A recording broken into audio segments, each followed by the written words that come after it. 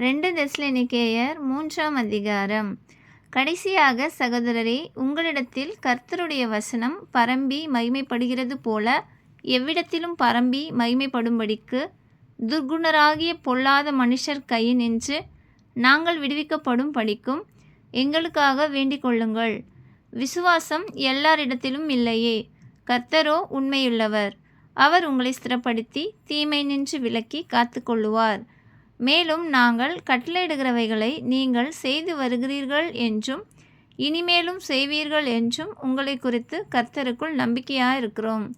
கர்த்தர் உங்கள் இருதயங்களை தேவனை பற்றும் அன்புக்கும் கிறிஸ்துவின் பொறுமைக்கும் நேராய் நடத்துவாராக. மேலும் சகோதரரே, எங்களிடத்தில் ஏற்றுக்கொண்ட முறைமையின்படி நடவாமல் ஒழுங்கற்று நடக்கிற எந்த சகோதரனையும் நீங்கள் விட்டு விலக வேண்டும் என்று நம்முடைய கர்த்தராகிய இயேசு கிறிஸ்துவின் நாமத்தினாலே உங்களுக்கு கட்டளையிடுகிறோம். இந்த விதமாய் எங்களை பின்பற்ற வேண்டும் என்று நீங்கள் அறிந்திருக்கிறீர்களே. நாங்கள் உங்களுக்குள்ளே ஒழுங்கற்று நடவாமலும் ஒருவனிடத்திலும் இலவசமாய் சாப்பிடாமலும் உங்களில் ஒருவனுக்கும் பாரமாயிராதபடிக்கு இரவும் பகலும் பிரயாசத்தோடும் வருத்தத்தோடும் வேலை செய்து சாப்பிட்டோம். உங்கள் மேல் பாரத்தை வைப்பதற்கான அதிகாரம் எங்களுக்கு இல்லை என்பதினாலே அப்படி செய்யாமல் நீங்கள் எங்களை பின்பற்றும்படிக்கு நாங்கள் உங்களுக்கு மாதிரியாய் இருக்க வேண்டுமென்றே அப்படி செய்தோம். ஒருவன் வேலை செய்ய மனதில்லாதிருந்தால் அவன் சாப்பிடவும் கூடாதென்று நாங்கள் உங்களிடத்தில் இருந்தபோது உங்களுக்கு கட்டளையிட்டோமே. உங்களில் சிலர் யாதொரு வேலையும் செய்யாமல் வீண் அலுவற்காரராய் ஒழுங்கற்று திரிகிறார்கள் என்று கேள்விப்படுகிறோம். இப்படிப்பட்டவர்கள் அமைதலோடே வேலை செய்து தங்கள் சொந்த சாப்பாட்டை சாப்பிட வேண்டும் என்று நம்முடைய கர்த்தராகிய இயேசு கிறிஸ்துவினாலே அவர்களுக்கு கட்டளையிட்டு புத்தி சொல்கிறோம்.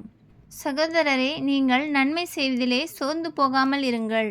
மேலும் இந்த நிருபத்தில் சொல்லிய எங்கள் வசனத்துக்கு ஒருவன் கீழ்ப்படியாமற் போனால் அவனை குறித்து கொண்டு அவன் வெட்கப்படும்படிக்கு அவனுடனே கலவாதிருங்கள். ஆனாலும் அவனை சத்ருவாக எண்ணாமல் சகோதரனாக எண்ணி அவனுக்கு புத்தி சொல்லுங்கள்.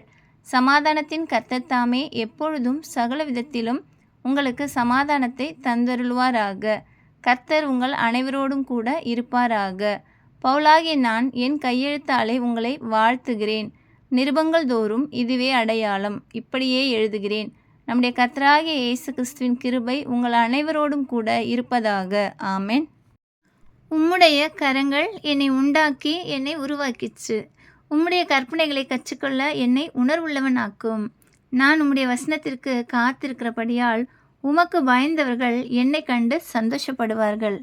கர்த்தாவே, உமது நியாயத்தீர்ப்புகள் நீதி உள்ளதென்றும் உண்மையின்படி என்னை உபத்திரவப்படுத்தினீர் என்றும் அறிவேன். நீர் உமது அடியனுக்கு கொடுத்த உமது வாக்கின்படி உமது கிருபை என்னை தேற்றுவதாக. நான் பிழைத்திருக்கும்படிக்கு உமது இரக்கங்கள் எனக்கு கிடைப்பதாக.